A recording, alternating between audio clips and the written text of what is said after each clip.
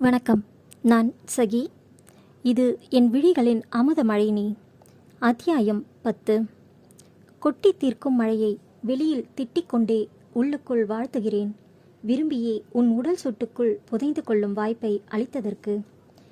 இதமாய் உள்ளிறங்கிய தேநீர் ஒவ்வொரு துளியும் அமிர்தமாயிருந்தது. சொட்டும் மழை துளியும் சூடான தேநீரும் குளிரும் வெப்பமும் கலந்த அவள் பார்வையும் போதையேற்றாமல் இருக்குமா என்ன? தேநீருடன் சேர்த்து அவளையும் பருகினான். அவன் பார்வை புரிந்தும் அறிந்தும் அறியாதது போல எத்தனை நேரம்தான் பொறுப்பது? அவள் ஒன்றும் பொறுமையின் சிகரமல்லவே. படபட சரவெடியாயிற்றே. அறிந்து கொண்டிருந்த கோப்பையை அவன் கை மீது வைத்தாள். இருந்த குளிரில் உரைக்க சிறிது நேரம் பிடித்ததோ? ஆ என கையை உதறினான். அவன் முறைத்து பார்க்க இவள் புன்னகையை விழுங்கினாள் உதட்டுக்குள். அதற்கும் சேர்த்து வைத்து பார்த்தான் அந்த அடாவடிக்காரன். எத்தனை மெதுவாக குடித்த பின்னும் கோப்பை காலியாகத்தானே செய்யும். காலியானதும் பணத்தை கொடுத்துவிட்டு திரும்பினாள். அவன் அவள் பைக்கில் அமர்ந்திருந்தான். என்னோட வண்டியை நான் தான் ஓட்டுவேன், சிறுபிள்ளை போல கூறினாள். அப்படியா? அப்போ உன்னை இறுக்கி கட்டி பிடிச்சுப்பேன், ஓகேவா என்றான். முடியாது என்றவள் சாவியை அவனிடம் தந்துவிட்டு பின்னால் அமர்ந்தாள். அந்த கீச்செயினில் வி என்ற ஆங்கில எழுத்து இருந்தது. அதை உதட்டில் வைத்து கடித்தபடியே வண்டியின் ஸ்டாண்ட் எடுத்தான். அதையே வாயில வைக்கிறீங்க என்றபடியே அதை பிடுங்க எத்தனிக்க அவன் முதுகோடு இவள் உடல் உரசியது. மழையிலும் அனல் பட்டது போல உணர்ந்தாள். பட்டென விலகி கொண்டவளை வித்தியாசமாக பார்த்தான். இது ஒன்றும் புதுசில்லையே. இதில் தான் உன்னோட கற்பு போயிடப் போகுதா என்ன என்றான் இரக்கமின்றி. கண்கள் கலங்கினாலும் மழையில் நனைந்த முகம் காட்டிக் கொடுக்கவில்லை. ராகவுக்கு தெரியும் வியனி குளிர் தாங்க மாட்டாள் என்பது. பைக்கில் செல்லும்போது முன்னால் இருப்பவர்களுக்கு அதிகமாக குளிர் தாக்கும். அதனாலேயே அவன் அவளை பின்னால் அமர வைத்து தான் வண்டி ஓட்டினான். லேசாக உடல் பட்டதற்கே அவள் சட்டென விலகி கொண்டது அவனுக்கு போதை உண்டு பண்ணியது. நான் என்ன இவளை தொடவா அலைஞ்சிட்டு இருக்கேன்? கோபம் வர அதனாலேயே அப்படி கடுமையாக பேசினான். சில மணி நேரங்களில் முடிய வேண்டிய பயணம் பல மணி நேரமாய் தோன்றியது. பேசாத மௌனங்களும் சில நேரங்களில் இனிய கதைகளை பேசித்தான் செல்கிறது. இருவருமே அதை உணர்ந்தனர். மழை விட்டிருக்க காற்று மட்டும் விடாமல் வீசி உடலை குளிர்விப்பதை தவறாமல் செய்தது. வியனி உடல் வெடவெடுப்பதை உணர்ந்தவன் வண்டியின் வேகம் கூட்டினான். ஆள் அரவமற்ற சாலையில் பயணிப்பதால் கூடுதல் வேகம் காட்ட அரசாங்கம் போட்ட சாலை என்ன, நம்பாதே என்று கூறுவது போல கண்ணுக்கு தெரியாமல் இருந்த சிறிய பள்ளத்தில் வண்டியை விட இருவரும் சாலையில் சரிந்தனர். உடையின் மேல்கோட் போல அணிந்திருந்ததால் வியனிக்கு எதுவும் அடிபடவில்லை. ஆனாலும் ராகவிற்கு இடது கை முட்டியில் பலமான அடியும் முழங்கையில் சிராப்பும் ஏற்பட்டது. நல்ல வேளையாக பின்னால் ஏதும் வண்டி வரவில்லை. அதனாலேயே இருவரும் பிழைத்தனர். இப்போது அவள் அறியாமல் அவனை கைத்தாங்கலாக எழுப்பி ஓரமாக அழைத்து வந்தாள். தன் பையில் இருந்து கைக்குட்டையை எடுத்து முழங்கையை தாண்டி வழிந்த இரத்தத்தை துடைத்து அப்படியே கட்டும் போட்டாள். மெர்க்குரி விளக்கின் ஒளியில் அவள் முகத்தையே பார்த்திருந்தான் அந்த ரசிகன். மழையில் நடைந்த உடலுக்கு இணையாக அவள் கண்களும் கலங்க மூக்கை உறிஞ்சியபடியே கட்டு போட்டு கொண்டிருந்தாள். ஒற்றை விரலால் அவள் நாடியை தொட்டு உயர்த்தியவன், ஏண்டி அழற என்றான். பைக் ஓட்ட தெரியலனா சும்மா இருக்கணும், தேவையில்லாம இப்படி அடிபட்டு ரத்தம் கொட்டி. அதற்கு மேல் பேச முடியவில்லை அவளால். எங்க என்னை பார்த்து சொல்லு, எனக்கு பைக் ஓட்ட தெரியாதா என்றான். ஆமா, அவள் சொன்னது முற்றிலும் தவறுதானே. ஒரு காலத்தில் பைக்கில் தானே அவன் பயணங்கள் இருந்திருக்கும் என நினைத்தவள், இப்போ டச் விட்டு போயிருக்கோம், அதனால அப்படி சொன்னேன் என்றாள். ஆமாம், அது உண்மைதான், உன்னோட டச் விட்டு தான் போயிடுச்சு என்றவன் மறுகையால் அவள் பின்னக்கழுத்தை பற்றி இழுத்து இதழ்களில் முத்தமிட்டான். அவன் கைவலிக்கு அவள் இதழ்கள் மருந்தாகும் என அவன் நினைத்தானோ? இரவு நேர ஆளில்லா சாலையில் வானமே குடைப்பிடிக்க, மழை துளிகள் பன்னீரை இறைக்க, இதழ்தேன் இன்னும் இன்னும் இனித்ததோ? அவளின் மனவலிக்கு அவன் முத்தம் மருந்தாகும் என அவள் நினைத்தாளோ? அவள் கரமும் அவன் பிடரியை இறுக்கி பிடித்திருந்தது. இப்போதும் கையை காலை உதைத்து தள்ளி விடுபவள் இப்போது விரும்பியே அதில் கரைந்தாள்.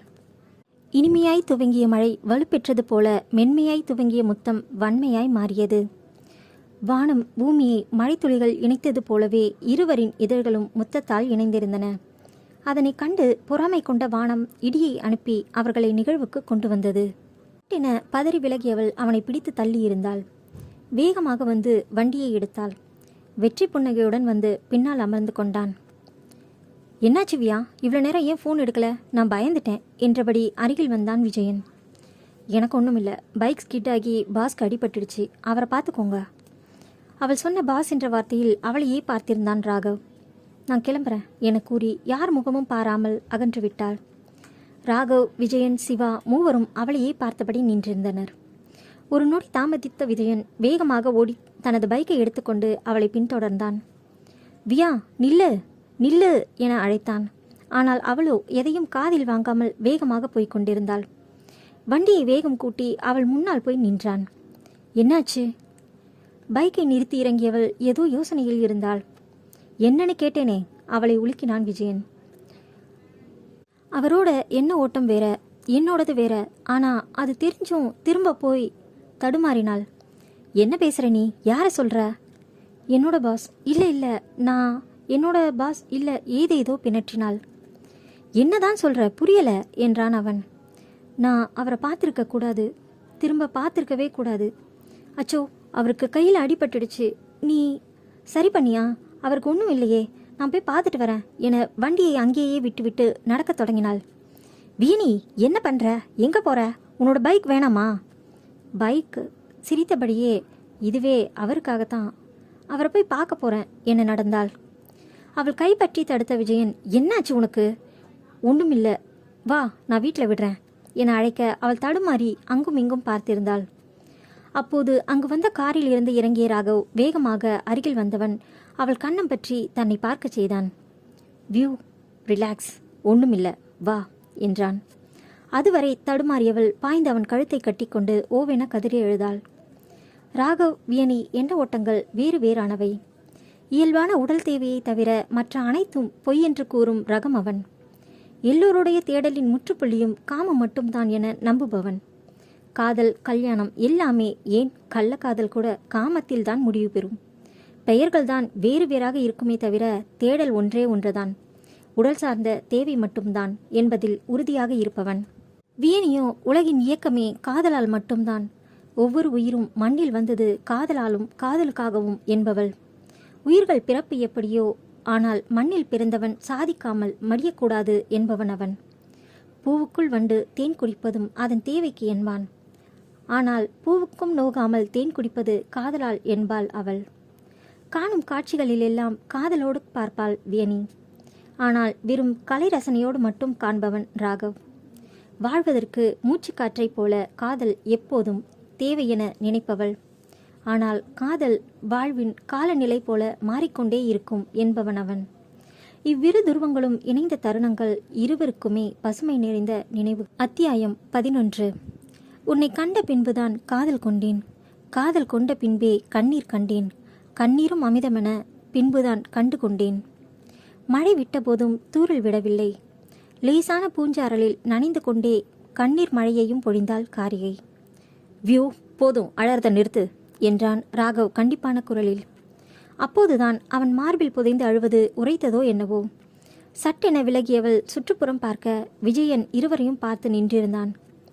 கண்களை புறங்கையால் துடைத்தவள் அவனை முறைத்துவிட்டு வண்டியை நோக்கி எட்டு வைத்தாள். அவள் கைப்பற்றி ராகவ் தடுக்கவும், என்ன டைரக்டர் சார், நடு ரோட்டில் ஒரு பொண்ணு கையை பிடிச்சி இழுக்கிறீங்க? நாளைக்கு பேப்பரில் முதல் பக்கத்தில் வரணுமா என்றாள் தன் பழைய பாணிக்கு திரும்பி. அடங்கொய்யால, இவ்வளவு நேரம் அவர் மேலே சாஞ்சி அழுது புழிஞ்சி சட்டையை துவைச்சு போட்டுட்டு இப்படி பேசுகிறா பாரு, வியந்தான் விஜயன். ராகவோ லேசாக புன்னகித்தவன், அப்போ இவ்வளவு நேரம் நீ பண்ணதுக்கு எந்த பேப்பரில் எந்த பக்கத்தில் வரும்னு சொல்லு. என்ன ரிப்போர்ட்டர் மேடம், பதில் இல்லை என்றான். முகத்தை திருப்பியவள், இப்படி உணர்ச்சி வசப்பட்டுட்டேடி தன்னையே திட்டிக் கொண்டாள். அது நான் ஏதோ எமோஷனல் என சொல்ல வந்தவள் அப்படியே நிறுத்தினாள். எப்படி, உனக்கு வந்தா எமோஷனல், எனக்கு வந்தா மட்டும் தப்பு தப்பா சொல்லுவியா என்றான் விடாமல். இவர்கள் சண்டை இப்போதைக்கு ஓயாது என உணர்ந்த விஜயன், சார் நைட் ரொம்ப லேட் ஆகிடுச்சு, எதுவாக இருந்தாலும் நாளைக்கு சண்டை போட்டுக்கோங்களேன் என்றான். அதுவரை அவளையே பார்த்திருந்தவன் அவன் புறம் திரும்பி, நீங்கள் கிளம்புங்க விஜயன், நான் மேடமை ட்ராப் பண்ணிக்கிறேன் என்றான். ஐயோ, திரும்பவுமா என பயந்த விஜயன், நானே அவளை கொண்டு போய் விட்டுட்டு போகிறேன் சார், உங்களுக்கு அடிபட்டிருக்கு அதான் சொல்கிறேன் என்றான். அப்போதுதான் அவன் கை காயம் நினைவு வர அதை பார்க்க முனைந்தாள். ஆனால் அவன் சட்டையை முழுதாக மூடிவிட்டிருந்தான். அவள் கவனிப்பதை உணர்ந்தவன், கிளம்புங்க என்றான். அவள் வண்டியை விஜயன் எடுக்கப் போக, பரவாயில்ல விஜய், நீ உன்னோட வண்டியை எடு என்றவள் தனது வண்டியை கிளப்பினாள். தனக்காக வழியிலும் வந்து நிற்கும் அந்த வீம்புக்காரனை பார்த்தவள் தலை தானாக போய் வருவதாக அசையும். அவனும் கண்மூடி திறந்து போய் வா என்றான். வீட்டருகே நின்று பைக் உரியவள் அவன் செல்லாமல் அவளையே பார்த்து நிற்பதை பார்த்து, என்ன விஜி என்றாள். நான் கேட்கலாமா கூடாதா தெரியல, ஆனால் மனசு கேளுன்னு சொல்லுது, நீ சொல்லுவியாவியா என்றான். வீட்டுக்கு போயிட்டு நல்லா தூங்கு, நாளைக்கு பேசலாம் என்றாள் வியனி. மனமின்றியே அவனும் தன் வீட்டை நோக்கி கிளம்பினான்.